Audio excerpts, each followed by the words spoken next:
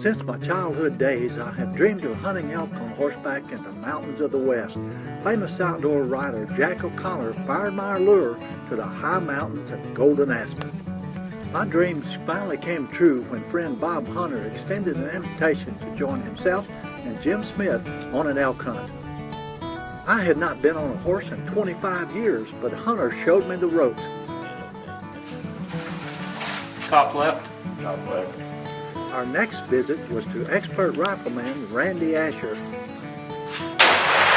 Randy helped us sight in our rifles. Hang on, we're probably going to fire another one. Finally, October 17th arrived. We packed our gear, made final repairs, and loaded the horses. It was Colorado or bust.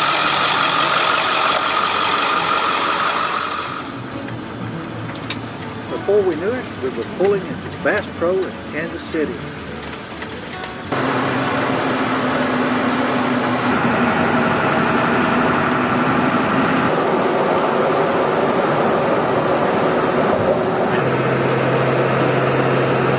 Thanks to Jim's heavy foot, we arrived in Rifle, Colorado around noon the next day. There, we took the hay and water for the horses.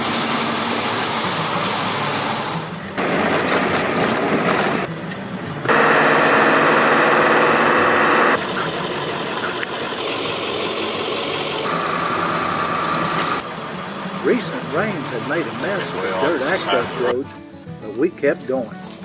Along the way, we met these hardy guys packing in. The roads eventually became so rough, we had to stop short of our intended destination and set up camp. The next morning, we headed out, full of anticipation. Just minutes out of camp, Bob spotted a mule deer. Quickly, the mountains swallowed us up. Trails became steep and slick, but we were soon on our way again. Right now. An hour later, we tied the horses and began the hunt. Well, this is the spot I've chosen to hunt the first day. It's about 11:30, maybe noon. We just rode in and getting all set up. I left the horses, hadn't gone 100 yards, and found a big bear track in the snow, so they are here. But this is where I'm going to hunt for a few hours anyway.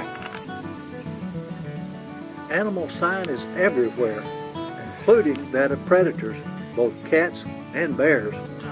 Somebody's shoot, it might have, it's got to be Jim.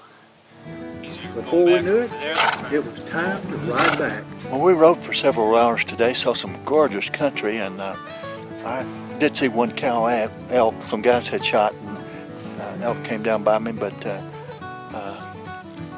timber's just too thick to get a shot. Maybe tomorrow. Oh, this ain't Bob's famous chili. This is just chili. This is just chili. Bob's famous stuff is his chili cheese soup. Temperatures dropped during the night, but blankets kept the horses warm. Soon, we headed out again. Well, we're on day 2 of our hunt. I'm off down the spur again. We couldn't hunt the same spot today that we were on yesterday because there were some guys there, so we rode higher up yet. And still lots of elk sign. I'm in a beautiful little spot here where four spurs kind of come down to a valley, and there's a water hole down here. So I'm going to sit here for a couple of hours and watch for an elk. About an hour ago, I saw a bear come from right here and go right up this trail. So that made things pretty interesting. Here's a bear track from the bear I saw about an hour ago.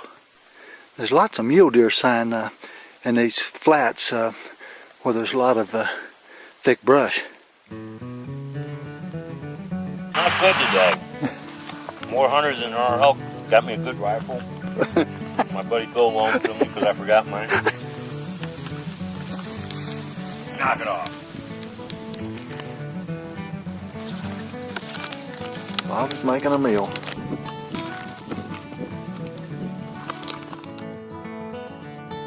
Back at camp, chefs Hunter and Smith worked some mountain magic, cheese soup and Kansas City strips. I look forward to the ride out each day. Too, I was gaining some confidence in my horse riding abilities. The beauty of the mountains kept me spellbound and happy even though the elk weren't cooperating.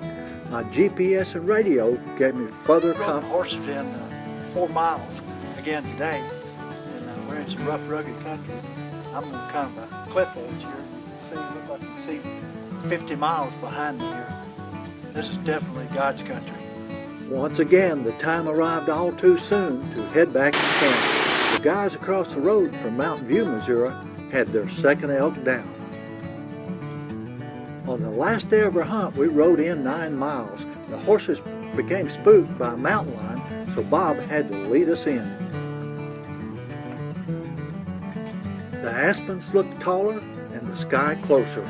We rode in 9 miles today to hunt. It was a tough ride, but this beautiful country. We're up high enough, about 9,500 feet. We don't see any other horse prints, no boot prints from humans, so we're up here pretty much by ourselves. About 3/4 of the way in, the horses started acting real spooky. In fact, Dixie, my horse, did an about face and started heading back, and I could not get her turned around. So Jim and Bob came back and met up with me, and actually Bob had to put a rope on Dixie and lead her, but she was still acting real nervous. We didn't go another 200 or 300 yards, and Jim actually saw a mountain lion up in the edge of the black timber 200 or 300 yards from us. So that's what the horses were afraid of. They'd smelled it. So hey, they got good noses on them, good animal to have up here in the mountains when you're elk hunting. It's a good valley to be in.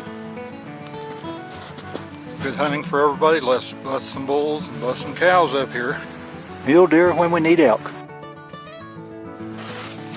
We rode the 9 miles back out in the dark.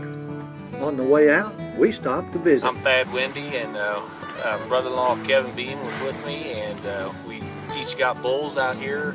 We were walking in, doing it ourselves, which we're real proud about, and we hooked up with Chance, which is outfitting next door, and negotiated with them to help us haul out, and couldn't be more happy. It really saved brother-in-law's hunt, otherwise we'd been packing this one for the next 2 days. So. Yeah, my name's Chance Berry with W3 Outfitters up here. We operate, 521, Unit 11, 42, 2, 10, about 13 different units, and we're more than happy to help out guys come up here and hunt hard, do it themselves, and either pack out or a pack in, either way.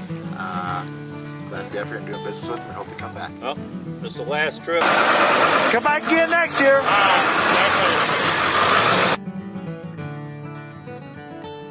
Our very souls had been touched by the mountains. We vowed to return.